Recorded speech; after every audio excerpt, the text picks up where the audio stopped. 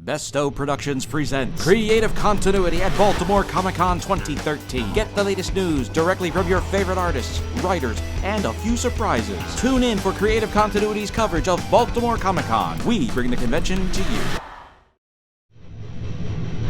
We're here at Baltimore Comic-Con with superstar artist David Finch. How'd you decide, now that it's been announced, now that it's out in the open that you left JLA for Forever Evil, how did you go about deciding to make that switch? I was actually already attached to Forever Evil originally, and I came off of Batman early to do Justice League of America. It was a little bit more of a later kind of, I don't want to say last minute decision, but a little bit closer to that. So I already knew that I would be doing a very short run on JLA and then moving on to Forever Evil. Were you comfortable doing that, or were you kind of, not comfortable with kind of the switch up of artists kind of on the book? Oh, sure, yeah, I was comfortable. I mean, I was ready to work with Jeff Johns. I was excited about it, and,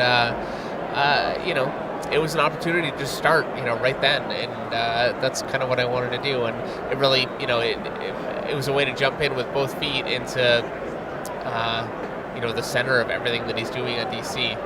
How's it different illustrating? I mean, you're illustrating heroes versus villains, but how's it aesthetically different illustrating a book that has such a darkness to it, like Forever Evil versus JLA? I have a tendency to draw a little dark, really, kind of no matter what I'm doing. So that's always kind of a reality of any book that I do. But yeah, this one, it's it really comes down to the script, and I can draw a lighter scene with, happier characters, just not very well, so I feel like the more a script goes dark and it gets a little evil like this book is, it's I feel like I'm doing better work doing it. I feel more comfortable doing this kind of work. So yeah, it's been good. How do you feel about having Lex Luthor at the center of the story for Jeff's new story that he's telling?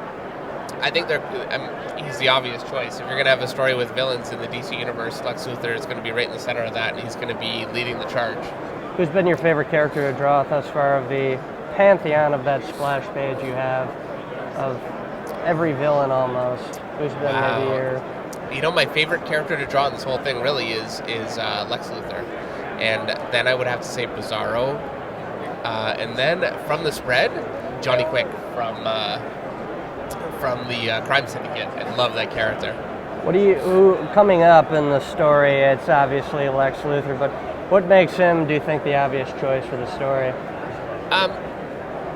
He's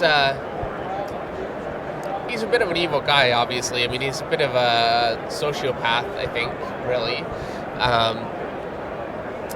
But as much as he wants to exploit the world and turn everything to his own ends, I think he looks at something like the Crime Syndicate coming in and all the lawlessness that's happening and really like effectively an emperor coming and taking over the world. This is not a positive thing for a character like Lex Luthor, and I think also that he saw himself as he's like the alpha man of the universe, Lex Luthor. He's the smartest guy, and he's physically fit, and he's the guy that should be in charge. And then all these superheroes come along, and they completely knock him off that perch. Now all of a sudden, there's Superman. How is he going to compete with that?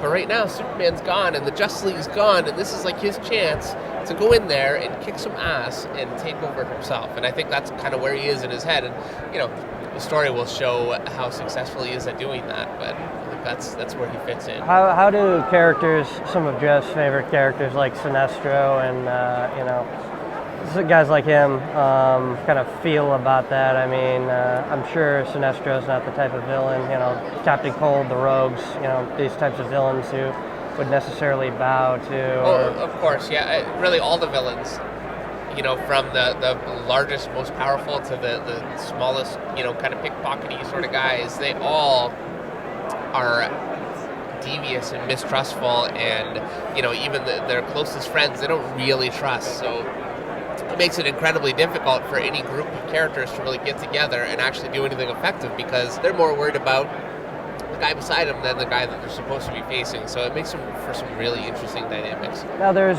a somewhat of a villain, but he's not necessarily a villain, named Batman. He's been appearing on some of the comics.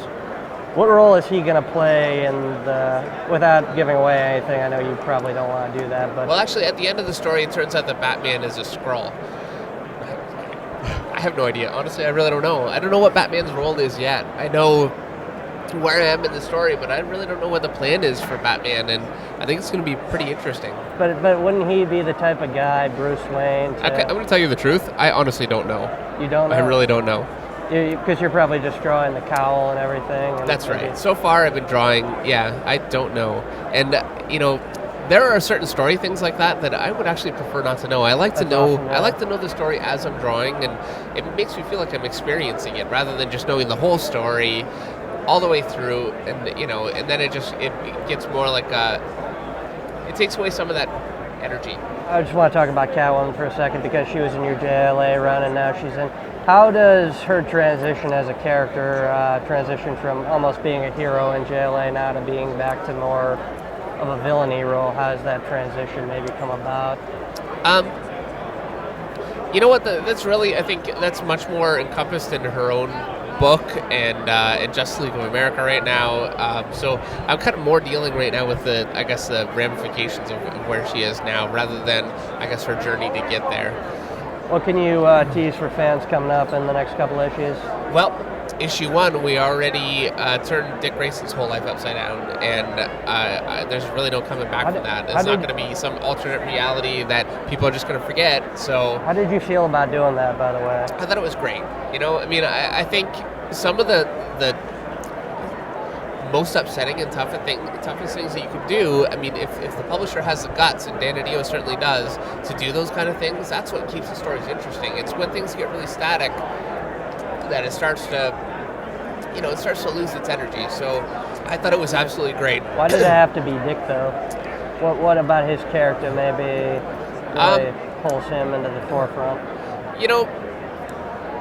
I think he's a character that really resonates with people. He's a very popular character, and it can't just be a character that people don't care about. Otherwise, it's cheap. So, we did it in issue 1 right out of the gate, because I think we really wanted to make it as clear as possible that issue 2, you don't know what's going to come, and it could be worse. And issue 3, and we're not waiting until the end of this long arc to spring out one little surprise. It really is, a series of game-changing, earth-shaking events going on as the story goes along.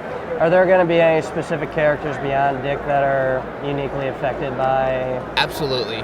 Can you name any? Can you tease any of them? I can't at all, I'm sorry.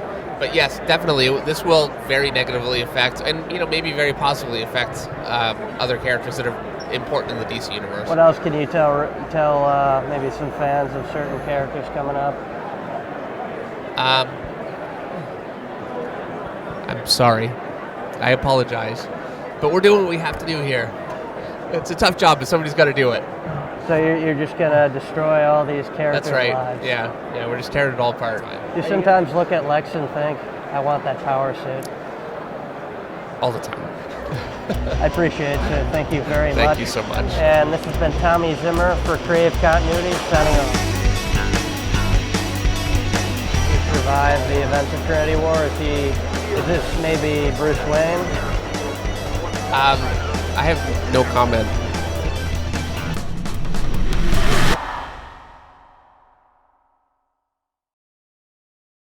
Do you know about Bestow Productions? We're the area's leader in video production.